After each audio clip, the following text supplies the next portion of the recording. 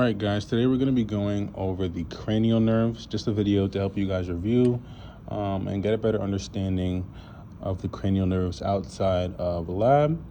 So to start off, cranial nerves numbers 6 and 12 are going to be medial, whereas all the other cranial nerves are going to be lateral. So if you think of medial, if I put the probe in the middle, right, so cranial nerves 6 and 12 are going to be closer to where the probe is, whereas the other cranial nerves that are not 6 and 12 are going to be on the lateral sides. Right, so they're going to be closer to the lateral sides. Starting off with cranial nerve number 1, it's this cranial nerve here. Right, this is cranial nerve number 1, and then this is cranial nerve number 1. Right. The nerves are bilateral structures, so both of these are cranial nerves for number 1. Right, so olfactory. Cranial nerve 1 has special sensory, smell. So that is cranial nerve number 1. Cranial nerve number 2 is the optic nerve. That's what we're seeing here. Right, the optic nerve, right, coming from the optic chiasm, but we can't really see the optic chiasm too well, but we can see cranial nerve number 2, optic, and it has a special sensory vision. Cranial nerve number 3, ocular motor, right, it's slightly inferior to cranial nerve number 2, right, this is ocular motor. Cranial nerve number 3 has somatic motor to most extraocular muscles. So the muscles that move the eyeball, those are extraocular muscles, and cranial nerve number 3 is going to be the nerve that innervates them. Cranial nerve 3 also has parasympathetic motor to muscles of the iris and the ciliary body, right, controlling the size of the pupil and focus.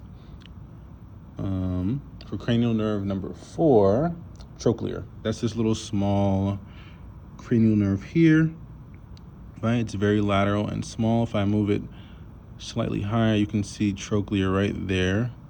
And on the other side, this is trochlear as well.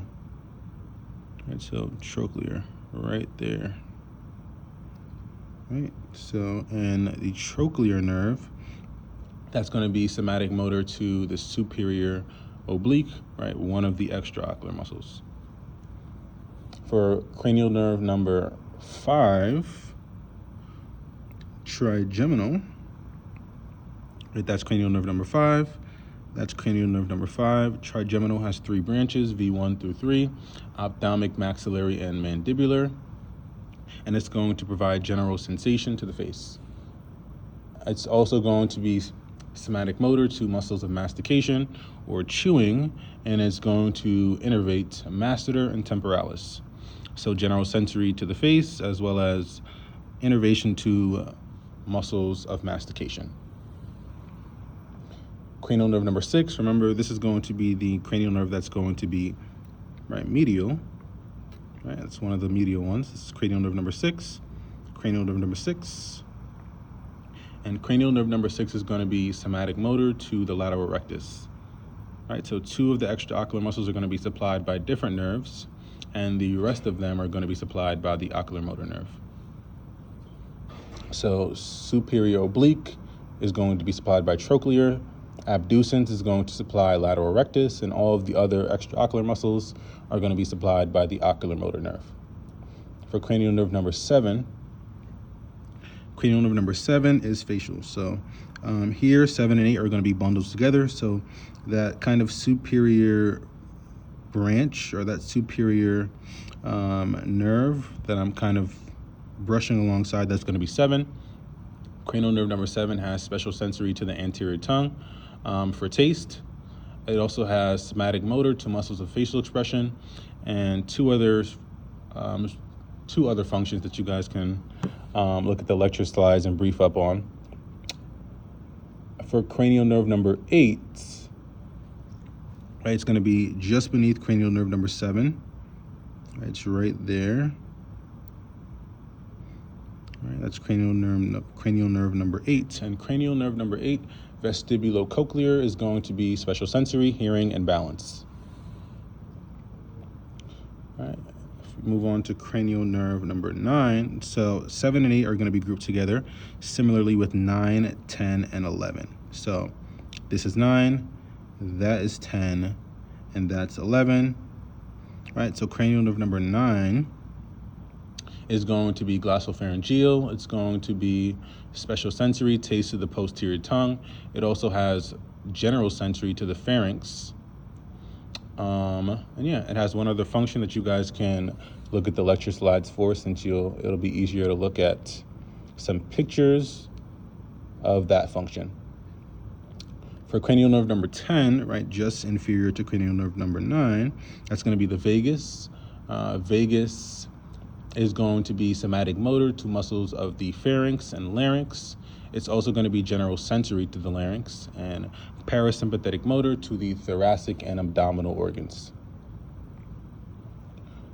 Cranial nerve number 11 is accessory. So this is cranial nerve number 11, right there. And you could also see the spinal branch of cranial nerve number 11. And accessory is going to be somatic motor to sternocleidomastoid and the trapezius. Right, and cranial nerve number 11 can be pinned by itself, right, because we can see the spinal branch of cranial nerve number 11, whereas if we were to put a pin here, right, that would be 9, 10, and 11. So a pin here is just 11, a pin here would be 9, 10, and 11, a pin here would be 7 and 8, right? So we're not going to split up 7 and 8, and we're not going to split up 9, 10, and 11, but we can pin only 11 here because we can see the spinal branch. The last cranial nerve is going to be the hypoglossal nerve, and it's going to be medial, right? So 6 and 12 are going to be medial, right? So hypoglossal is going to be slightly inferior to abducens, and we can see hypoglossal here, and that's going to be somatic motor to the tongue muscles.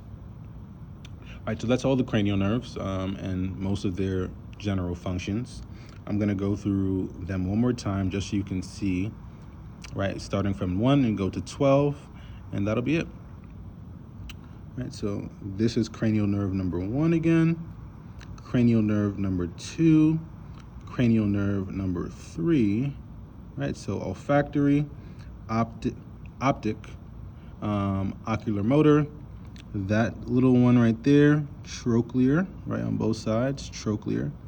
Right, if I move that over, you can see trochlear right there, and you can see trochlear right here as well. Right, trigeminal number 5, right, remember it has those 3 branches, maxillary, mandibular, and ophthalmic. Right, cranial nerve number 5, right, 6 and 12 are medial, so this is abducens. Then we have 7 and 8, so this is 7 on top, 8 on the bottom, so facial and vestibulocochlear, right? Similarly here, we have 7 and 8 combined. And then we have 9, 10, and 11. Then we have 9, 10, and 11. Right, so 9 is going to be glossopharyngeal, 10 vagus, 11 accessory, right? So then 9, 10, and 11. And remember, we can pin the spinal branch of 11, so we could put a pin here, it's only 11. If we put a pin here, it's going to be 9, 10, and 11. If we put a pin here, it's going to be 7 and 8. And the last cranial nerve is here, hypoglossal. And that's it. I hope that was helpful.